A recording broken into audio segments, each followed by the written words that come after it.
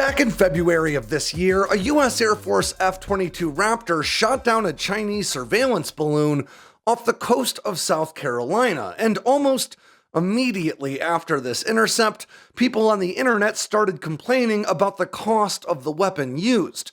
In the minds of most, a 200-foot tall balloon just posed such an easy target that it didn't make sense to use America's most expensive fighter, and a missile that costs $470,000 to take it down.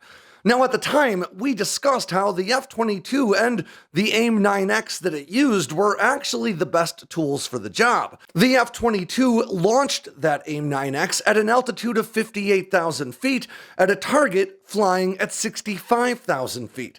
Now, 58,000 feet is 8,000 feet higher than the F-35's service ceiling, and it's only 2,000 feet shy of the Armstrong limit, which is where human blood will boil at room temperature if outside a pressure suit. In other words, this was a pretty difficult shot even if the target was so big and slow-moving. In fact, balloons themselves pose some pretty unique challenges for targeting.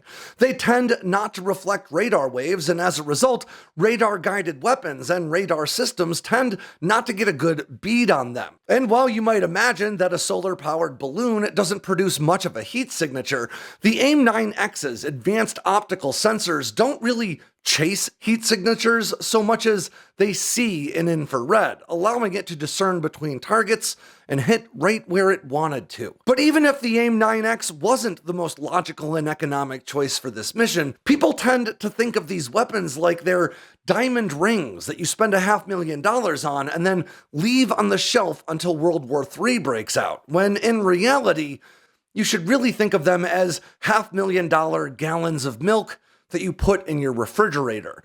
You see, most people don't think about the fact that air-to-air missiles, and really all missiles in general, have an expiration date. In fact, they really have two different ones. The first is operational lifespan, or how long the weapon can sit on a shelf before being pulled out and used reliably.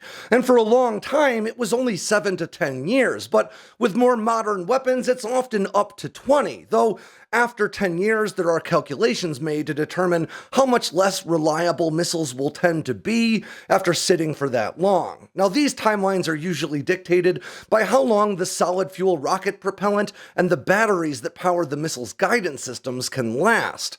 But the second limitation, and often less discussed one, is how long these weapons can survive being carried by an aircraft. You see, the incredible inertial and G-forces, the vibrations and shocks that platforms withstand during regular flight operations, let alone combat exercises or actual combat, have a huge effect on any electronic or mechanical devices that are attached to or inside the aircraft. Now, fighter jets usually come with a lifespan of some 6,000 or more flight hours, and even that requires constant maintenance and observation. Missiles are not designed to withstand anything close to that.